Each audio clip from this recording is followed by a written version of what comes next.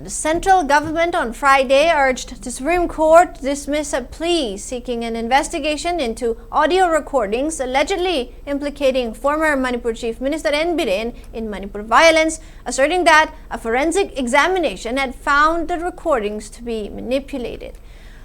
Appearing before a bench of Justices Sanjay Kumar and Sanjeev Sachdeva, Additional Solicitor General Aishwarya Bhati replied on a report submitted by the National Forensic Sciences University, Gandhinagar, to contend that the recordings were manipulated and had undergone multiple alterations. Bhati contended that the recordings contained multiple alterations, seeking dismissal of the petition with cost. Bhati argued that the extended audio clip recently produced by the petitioner also suffered from multiple altercations.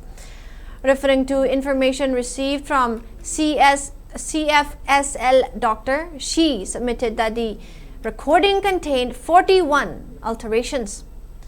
The court today observed that since the NFSU's report has now been submitted, neither side could be taken by surprise and both would have an opportunity to address its contents. Appearing for the petitioner, Advocate Prashant Bhushan replied on an earlier report by Truth Labs, submitting that it had found a 93% match between the voices in the recordings.